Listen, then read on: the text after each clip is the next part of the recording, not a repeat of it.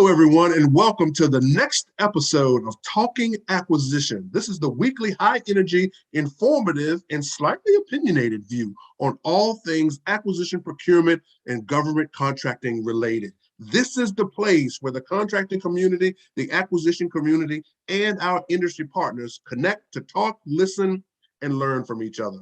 My name is William Randolph, and I'd like to introduce you to my co-host, my colleague, my partner, my friend, Soraya Carrera. Hello, Soraya. How you doing? Hello, Will. I am doing well. How about you? I am doing amazing. Thank you so much for Oh, asking. God. Thank you so much for Yay. asking. Well, I'm So, excited about this week's topic. I can tell. Well, let's get the perfunctories out of the way and let's get at it. All right. So our podcast shares information and views on a variety of topics that impact the federal acquisition community. Our goal is to provide thought leadership and perspective, not to criticize, judge, or render political opinions, although sometimes we do. We provide this free service because we are former federal acquisition professionals and leaders. We believe that the creativity, innovation, and effectiveness of our community is unleashed when we share knowledge, information, and learning. We hope you enjoy our podcast, and we welcome the views and comments of our colleagues across the private and public sectors. So, Will, you want to introduce our topic? Sure. So we reached out earlier, and the topic of debriefs came to the forefront, and it came to the forefront with some energy behind it. So I'm just gonna throw it out there like red meat, and I'm just gonna ease out of the way and let you have it. Take the first shot at on the concept of debriefs.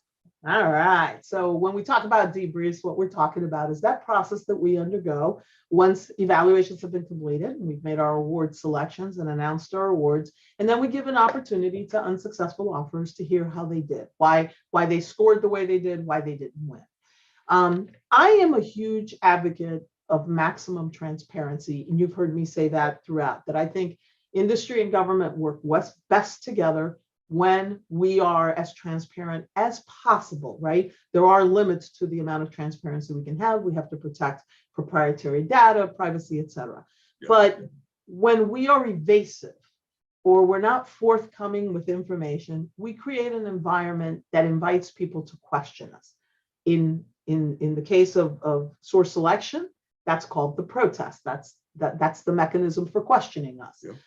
When we talk about debriefs, I believe in maximizing the amount of information we give to industry in a debrief, helping the vendor understand why they didn't win, how we followed our process, what were the steps that we followed, and yes, we say those in the solicitation. It doesn't hurt to repeat them, to say, here's what we did, and then here's how we did it, and here's how you fared, and this is why.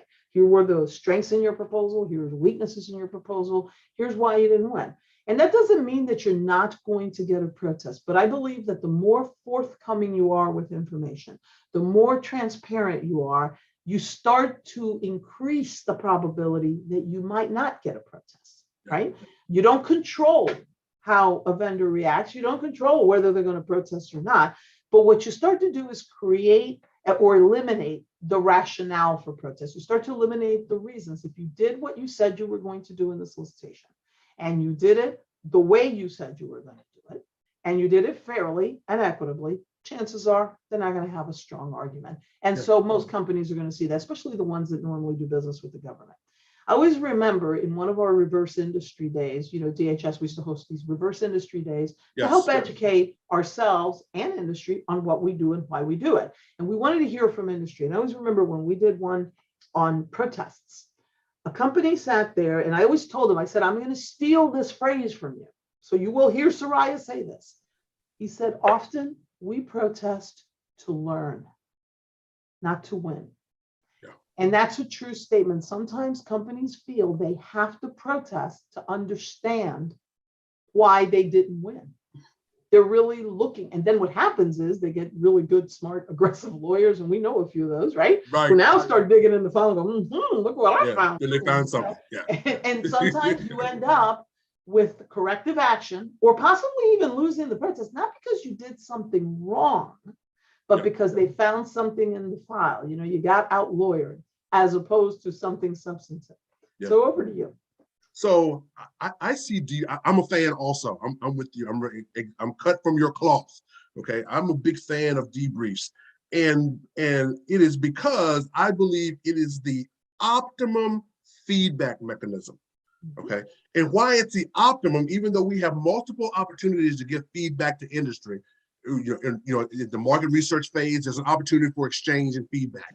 RFI exchange, RFI area, there's opportunity for feedback. Draft, there's there's draft RFP opportunity for feedback. Even when you're in the solicitation phase and you do an advisory, there's an opportunity for feedback.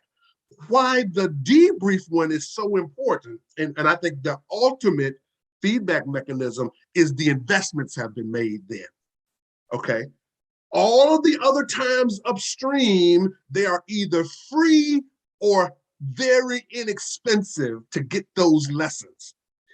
At the debrief time, they've taken the whole journey with you. They've invested the people, the money, the energy, the blood, the sweat, the tears, all of it's in, and they have been unsuccessful. Now, at that point, they're ready to put on their boxing gloves, put on their hats, go to their corners and box it out, because they have to convince themselves that they were right to take the journey. It ain't about winning anymore. Right. It's about the investment that they've made. So that's why the debrief is the greatest avenue of attack for the proof that we made a good decision to spend the money, to make the investment in resources. So then also, in my opinion, the debrief is our greatest defense. Okay, literally the greatest defense. If we can make an effective utilization of the debrief process to inform, coach, advise, do all the things, the build relationship even. Okay, if we could use that moment, I think we could ward off many of the protests you talk about that emanate from lack of information, as well as demonstrate our prowess in the system to say we know what we're talking about and we're confident because we're going to share with you our plan, our strategy, and our execution. I 100% agree. You're right. They're totally invested at that point, right? They've put forth everything. I like to say they've put forth their company ego. Yes. We are in this business. We do this for a living. And now my ego is now bruised because it's a bruising when you don't win. Yeah. Come on, we're human. Well, how many times didn't you apply for a job, didn't get it? Your ego is bruised. That's human nature, right? Absolutely. And these folks are putting their blood, sweat, and tears into the proposal. And many companies, they really put forth a great investment. So their company ego is in there, forgetting their personal ego, the company ego. And so they want to understand. They really want to understand why they didn't win. And they want to know that you did what you said you would do. Yes. And they also sometimes have questions. And sometimes we're hesitant. And look, I want to be very clear. I'm not saying that the COs don't have the best intentions. The contracting officers do, generally speaking, have the best intention when they're doing the debriefing. But they're getting advised. They're getting advised all over the place. They're not only just looking at their file and putting together that debrief, they're working under a time crunch because you have a limited window in which to do that debriefing before the protest period runs out. So you're trying to get the information out to vendors and get them scheduled in. So depending on the type of procurement, sometimes you want to do a written debriefing. And you know damn well, okay, I'm not speaking out of school when I say this, we tend to be a little risk averse. Okay, a lot of risk averse. I'm sorry, did I slip there? See what's happening? You're tired. I'm like easing up. No, we become a little bit more risk averse on those written debriefings. Yeah. I personally think, give them as much information as you can, even in that written debrief. Don't be afraid of your own words. Yeah. Less is not more in this case. Quite the opposite. More will actually yield, hopefully, less protests, I believe. Absolutely. But what happens is we are doing more written debriefs because we do these big multiple award contracts or multiple awards in general. So you have a lot of vendors that you have to talk to, and you're trying to do it in a finite period of time. The other thing is that we're not creative about these debriefings, right? Virtual world is here. Now we're getting a little bit more creative. I'm sure hopefully we're doing more in-person debriefings. I believe in the in-person debriefing as much as possible, especially where the stakes are high. where the dollar value is huge, or the procurement is of a nature that is very politically sensitive, complex, etc. And I also believe that is extremely important that you not only debrief the losing vendors, go debrief the winning vendors. Oh, yeah. Because the one thing I figured out in life, and I know you're good, and I know I'm good, but we're not perfect. Yeah. Everybody has weaknesses and flaws, and the winning vendors need to know where the weaknesses are in their proposal. Absolutely. So that doesn't crop up during performance.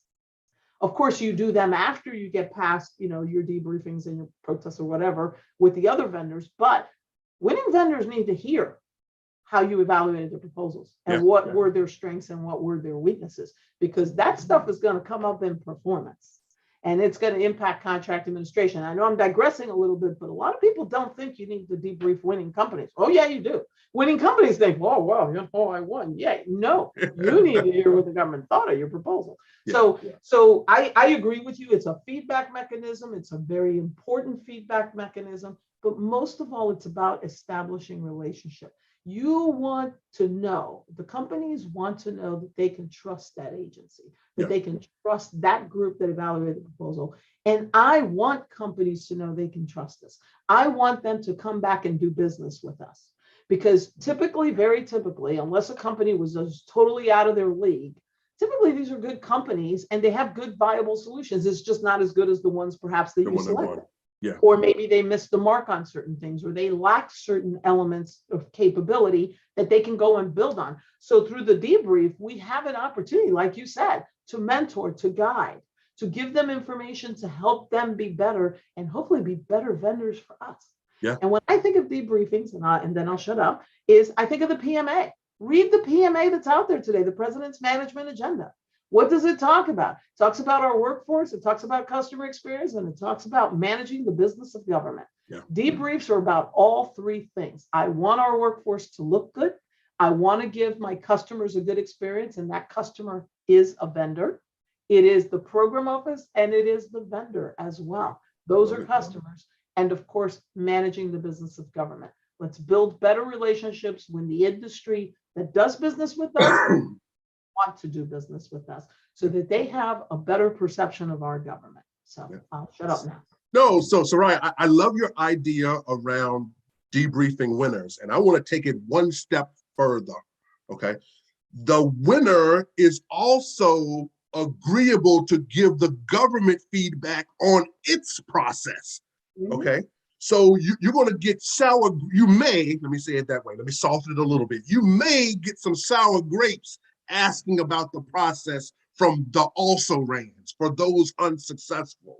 But the individual that has been awarded a contract and is now ready to have a relationship with you, after the protest period is over, I'd encourage to get that group back together. Let's talk about the process. We know you were successful, but what could we have done better in the process, in the interactions, in the processes, in the timing or sequencing of activities? What could we have done better that would have fostered a better outcome for you? You won. So through all of the puts and takes, you were successful. Imagine if we had an opportunity to reconstitute this. What could we have done better? So I think that, I'm going to coin it, the reverse debriefing, okay, is actually a thing. It's actually a thing. And I think the target of the reverse debriefing should be the successful offerer, because that person has nothing to lose, okay, and everything to gain from being successful the next time and fostering the relationship.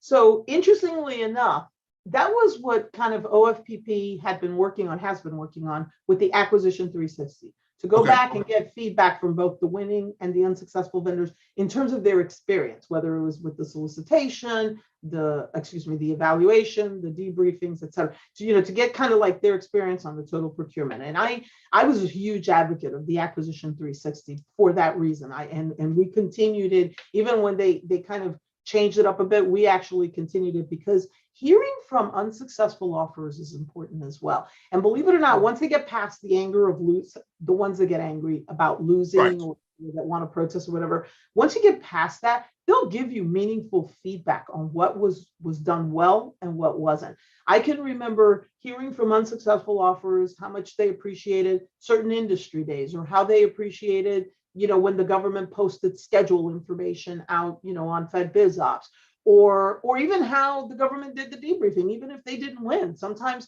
you give feedback that says, hey, I appreciate that you did this. I'm going to give you an example. I worked on a procurement. This was back in the 90s, believe it or not, mid 90s.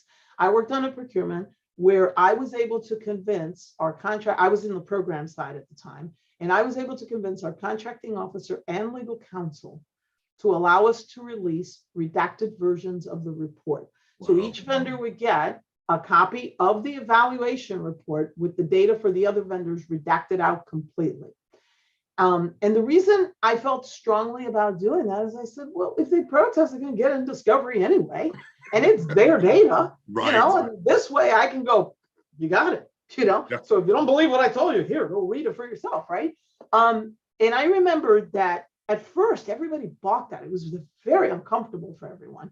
But then they went, that kind of makes sense. And we had a nice scripted debriefing. I led the debriefing because I was at the time the acquisition manager. Led the debriefing, and I walked folks through, and I had the program personnel there, and we opened it up for questions and said, we reserve the right to answer some questions in writing because we don't have all the information in front of us. And then at the end of the meeting was when I gave them the report, and it was the look on those vendors' face like, oh, wow, you're and here's what happened.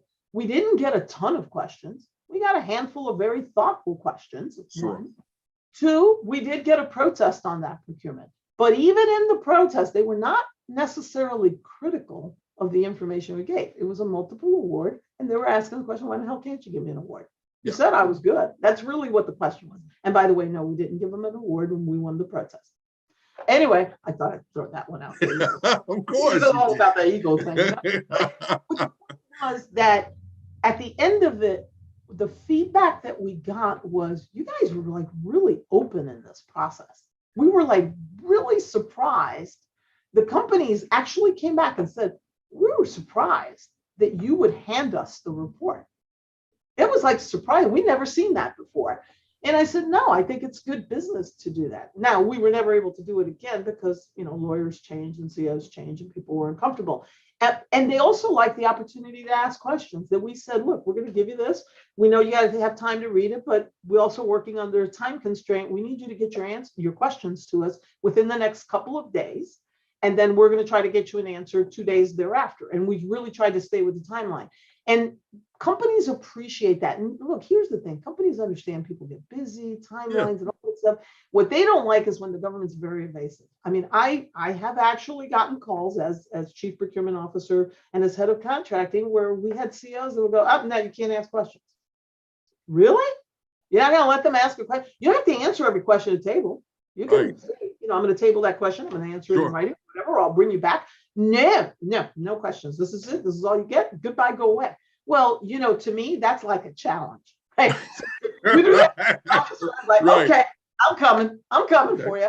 And I think that does happen to some companies, that they feel challenged because you're being evasive, you're avoiding them. Yeah. So Soraya, I'm also a big fan of the demonstrating your confidence. Mm-hmm. I think you can articulate and you can project confidence in your debriefings that will ward off a section of potential protests simply by projecting your confidence. One of the things I've done in my past, and I've encouraged teams to do, is to do team debriefings. Okay, instead of the contracting officer being the only mouthpiece, okay, bring the technical people in the room. Now, this does warrant a little bit of practice and coaching, okay? But if you stick to the script of the evaluation report, then the evaluation report, you're just articulating what's you're giving a verbal version, an audio version it's not audio book, an audio version of the evaluation report. Okay, so, but I think showing up, not necessarily, I don't suggest maybe 20 people, but there's a number of people there that you can say, look, we don't have them sequestered in a room somewhere locked away so you can't go ask them questions. Bring those people to the table, have a conducted, an orchestrated debriefing. Okay, contracting officer, you're conducting the orchestra. Okay, but having those individuals in the room, I think, brings a level of stature and confidence to the debriefing process. That's like, oh, those guys got their act together. Okay, they know what they're talking about. You raise a valid point. Like any good meeting, presentation, discussion, you prepare. You prepare. That's why I say you can have a script, and you don't have to follow the script perfectly, but you have your talking points in front of you, and all team members have the same talking point. You do bring your team members with you. You bring the leads of the groups that did the evaluations, even if they're not going to speak much. It doesn't matter, right? Because there are some people that you go, don't talk. No, I'm kidding. But hopefully you picked people that can present their ideas and their approaches, etc. But I think, yes, I agree with you. You bring the team, the leaders of the team, to the table to be there, to be present, and then you talk through your evaluation. And you're right. If you follow the script of your, hopefully you wrote a good report, and you follow the script of your report, you exude that confidence. But the other thing is, you help industry see that you really had evaluators, because sometimes industry thinks it's the CO. That's a perception. Especially now that I'm on the other side, people go, oh yeah, we know the CO. And I'm like, the CO's not always making this. Right. What good is that going to do you, right? The CO's are getting beaten up by the same program, right? No, right. Kidding aside, not always. But it is important that industry see that there are very talented, very, very talented technical people at the table looking at these proposals. I can't tell you how many times I sat in meetings and we were preparing for a debrief or a discussion with a vendor, and I go, yeah, well, let's have that person from the CIO's office. Let's have that guy from security at the table. Even if they only have one line, I want people to hear what they have to say. Yeah. Because when they hear them, they're going to know, they brought the real talent to the table. They had the A team on this evaluation. Yeah. And that's really the message you want to convey. The other thing, I think that industry feels more confident when they see the customer of the solution, the customer that's going to receive the work from the winning vendors say, this was the right choice for me. Yeah. This was the right choice. That we you had this solution and maybe these things were not working, but we made the right selection. There's a confidence there, and I agree with that. Confidence is the right word. The last thing that I'll throw out there that I always like to say, it is about the relationship of the future. And I don't want that point to be lost, that when a vendor comes in and bids, I don't think it's the only time they're going to bid. I really believe they're looking to have a relationship with your agency, especially vendors who haven't worked with you before, right? And so you want to give them the right impression because you want the best vendors working for you. Sure, and maybe they didn't do a great job here, right? But maybe they're better at something else. And I want to see them again. And I want them to walk out of that room and feel good about having done business with our agency, even if it didn't pan out. So it's about building that relationship for the future as well. I love it. I love it. Well, Soraya, it's about that time. I knew this time would go. I knew this time would go fast. This has been an amazing topic, one that's very relevant to our community in all phases, from a program side, from an acquisition perspective, from the contracting side, and our industry partners. This is one of the places where we all meet. Okay, this is where we all meet, and where effectiveness is necessary, or if the house of cards falls, if we aren't effective at this space. So based on that point, we always want to leave with actionable nuggets. What's an actionable nugget for our community on the concept and frameworks around debriefings? So I think we gave nuggets throughout this, right? When we were talking about kind of how to pull together your debriefing, how to pull together your debriefing, whether written or oral. It's about getting information to the vendor that's relevant, that's timely, that's accurate, and that is complete, that enables them to understand what you did. And so my nugget is, don't fear the debriefing. Own it. That's the word I would say. Own it. This is your process and your opportunity to help the industry, to help anyone in that room understand that you did what you said you would do, you did it right, and you did it well. Own it. Yeah, I love it. Own it. Good stuff. That's my nugget. Own it. Nugget. Okay. Well, my Big nugget. balls. My Put on your big motor. You ready to get back into the fight? I can tell. Well, my nugget is simply this: in the various areas of the FAR that we do buying in 8, 12, 13, 15, there are debriefing mechanisms in each. Some are very shallow, some are very in depth. My nugget is stay in your phase. Okay, if you're doing 12, look at what the debriefing capability is in 12 and do the amount of debriefing to be effective, not that's equivalent to a 15 debrief. Okay, so stay in the lane, whether it's 12 or 13 or 8, wherever it lives, if you're looking for, and I think some areas don't even say it's like, it's optional. Now, I was like, I wouldn't go that far because the feedback mechanism is the importance of it. Okay, so if it's optional, I would lean into the area of taking the option. We're going to exercise that option, but do that in the vein of the area that you're buying in, and that it all doesn't necessarily have to look like FAR 15 negotiated procurement debriefs. Can we throw a nugget to the industry as well? Yes. Because those nuggets were really for our contracting folks, and I love our contracting community, and I think they work really hard, and so I tip my hat to them. In industry, when you walk into that room, come prepared. Come prepared to listen, to understand, and have your questions. And look, try to be good to these people. You know, I sat in a couple of debriefings where, you know, the dirty looks I was getting, I was like, I'm ready to call this meeting off. Yeah. Right? You got to come in open to listen and to hear. Park the company ego and listen. It's a tough thing to do, but do it. Okay. Yeah, and then go back and decide what your next course of action. Not telling you not to protest, because sometimes the government makes mistakes. I'm not going to say we don't. But what I am saying is come open, listen, be responsive to the CEO. And if you can, and if you want to, give us feedback on what we could have done better. Yeah. Always welcome.